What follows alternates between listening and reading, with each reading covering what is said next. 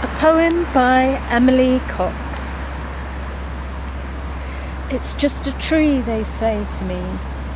If it gets chopped down, plant another seed. Yes, there'll be others, but do they know that these trees took 50 years to grow?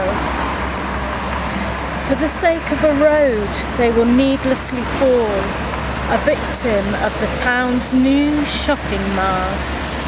It's just a tree, they say to me, the very trees that help them breathe, that shelter them from summer's sun, from rain and snow in winter's months, that they eagerly climbed when they were young, and from their branches they once hung lovers' names. In its trunk they carved, its berries they picked when they were starved. It's just a tree, they say to me. Tell that to the birds, the squirrels, the bees. It's just a tree.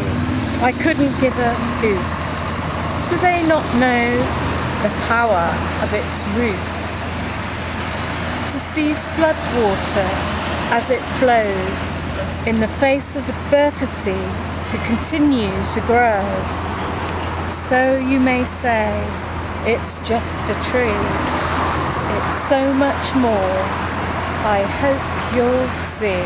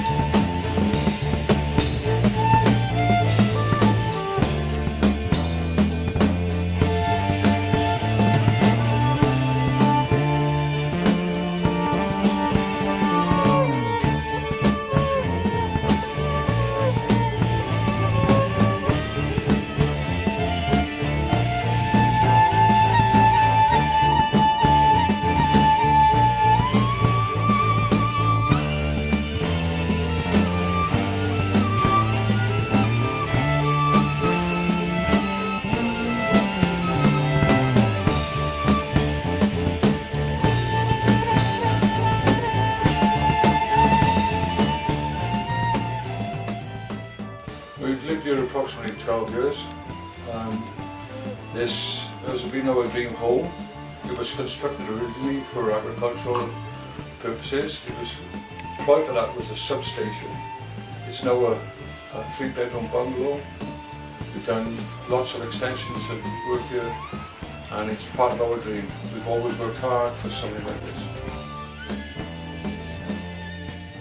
I don't think they've consulted anyone at all, and I really don't think they would have consulted us if I hadn't have discovered this the way I did discover it and kick up quite a lot of fuss. This is the estimate that we were given by one a tree surgeon and somebody else that was came to visit us. I'm not mentioning any names, but they came to visit us with a close friend of ours, and he told us that it was approximately 500 years, 300 to 500 years old.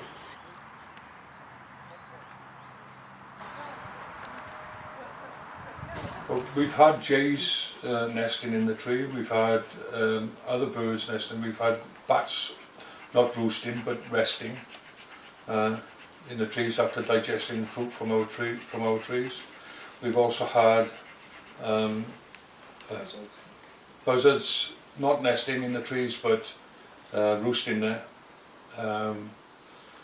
Squirrels and other wildlife. We've had field mouse. I've actually saw a field mouse being chased by a stoat up the tree, and this is going back some time ago when we came here first. We've had a deer in the garden. That's how quiet it is around here for a deer to come and visit us in the garden. We've got, as everybody, infested with rabbits, and it's a nice garden. It's well laid out in this established garden. To maintain the nature of our garden, we recently had a hedge laid which cost us over £400. And that's a mixed hawthorn and blackthorn hedge. In the meantime, we have seen plans that suggest that they're going through our property. It's approximately 19 metres from our apex boundary. In that apex is the 500-year-old oak. There are also other trees in that part of the property that we had to put in because there were trees that were damaged by storms, were rotting, and we were told in our deeds that any tree that is taken out from our property because of these eventualities, we are to return to the property by planting new trees. We've got no street lighting around here, and I like watching the sky at night when the occasions occur. If they put these roundabouts in, it's going to be like Blackpool. I'm not going to see any natural skylight at all. All I'm going to see are these lights. So that's another way. There's the noise, there's the pollution, and in this time of so much pollution, with the expected 1,600 plus houses coming here, you can say on average every house has at least 2 vehicles. All that pollution, chopping down trees, more kids, more people are going to be breathing in that pollution, and then there they are felling trees when what we should be doing is planting trees. I think they've suggested planting trees as mitigation, haven't they? What do you think of their ideas of mitigation? Well, I can't see how they can do that. My qualifications for saying that tree is, as I said, a very old tree, and I haven't got time to wait 500 years to see a tree of that majesty in the area. This road isn't really needed for traffic as it stands because it will not help or relieve the volume of traffic going into Hereford itself. This is to accommodate councillors to sell their farmland for putting houses on, to get some cash back for the debt they're in.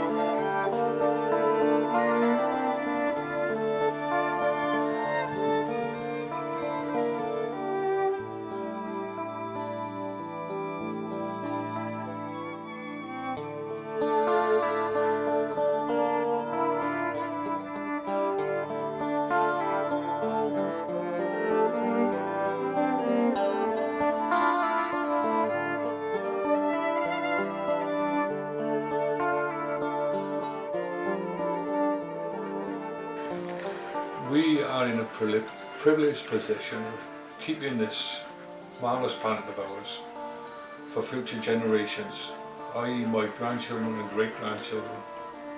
And the way that humanity is not looking after this planet, there will be no future for further generations. Humankind is going to be slowly wiping itself out because of greed.